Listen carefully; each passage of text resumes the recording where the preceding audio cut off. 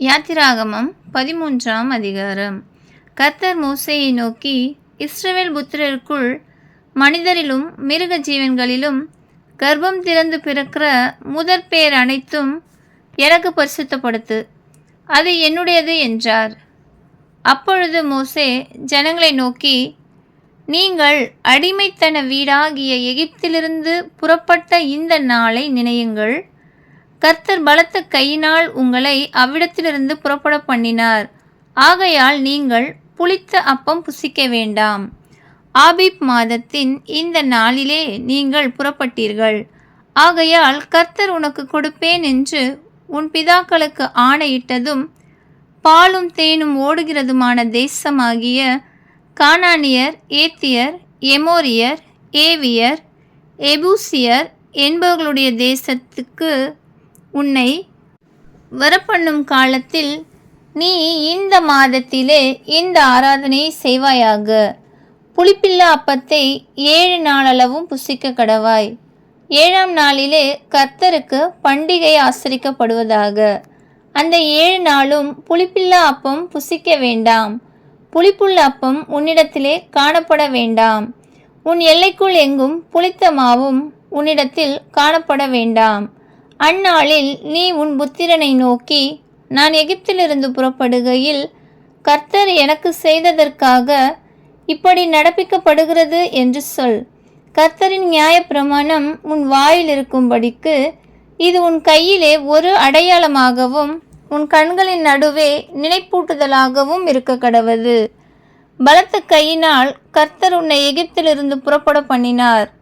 ஆகையால் நீ வருஷந்தோறும் குறித்த காலத்தில் இந்த நியமத்தை ஆசரித்து வருவாயாக. மேலும் கர்த்தர் உனக்கும் உன் பிதாக்களுக்கும் ஆணையிட்டபடியே உன்னை கானானியரின் தேசத்திலே வரப்பண்ணி அதை உனக்கு கொடுக்கும்போது கர்ப்பம் திறந்து பிறக்கும் அனைத்தையும், உனக்கிருக்கும் மிருக ஜீவன்களின் தலையீற்று அனைத்தையும் கர்த்தருக்கு ஒப்புக்கொடுப்பாயாக. அவைகளில் உள்ள ஆண்கள் கர்த்தருடையவைகள். கழுதையின் தலையீச்சை எல்லாம் ஒரு ஆட்டுக்குட்டியால் மீட்டுக்கொள்வாயாக. மீட்காவிட்டால் அதன் கழுத்தை முறித்து போடு.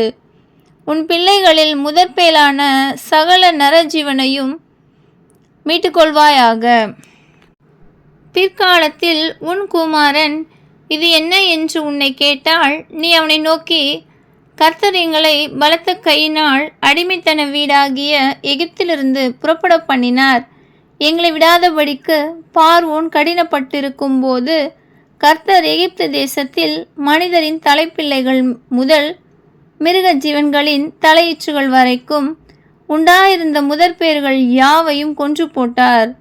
ஆகையால் கர்ப்பம் திறந்து பிறக்கும் ஆணையெல்லாம் நான் கர்த்தருக்கு பலியிட்டு என் பிள்ளைகளில் முதற்பேர் அனைத்தையும் மீட்டுக்கொள்கிறேன்.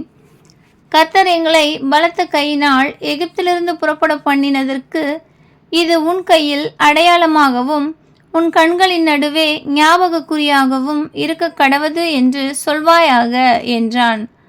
பார்வோன் ஜனங்களை போக விட்ட பின் ஜனங்கள் யுத்தத்தை கண்டால் மனம் மடிந்து எகிப்துக்கு திரும்புவார்கள் என்று சொல்லி பெலிஸ்தரின் தேச வழியாய் போவது சமீபமானாலும் தேவன் அவர்களை அந்த வழியாய் நடத்தாமல் சிவந்த சமுத்திரத்தின் வனாந்திர வழியாய் ஜனங்களை சுற்றி போக பண்ணினார்.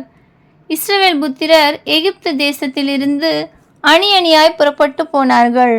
மோசே தன்னோட கூட யோசேப்பின் எலும்புகளை எடுத்துக்கொண்டு போனான். தேவன் நிச்சயமாய் உங்களை சந்திப்பார். அப்பொழுது உங்களோட கூட என் எலும்புகளை இவ்விடத்திலிருந்து கொண்டு போங்கள் என்று யோசேப்பு சொல்லி இஸ்ரவேல் புத்திரரை உறுதியாய் ஆணையிடும்படிக்கு செய்திருந்தான். அவர்கள் சுக்கோத்திலிருந்து பிரயாணப்பட்டு வனாந்திரத்தின் ஓரமாய் ஏத்தாமிலே பாளையமிறங்கினார்கள்.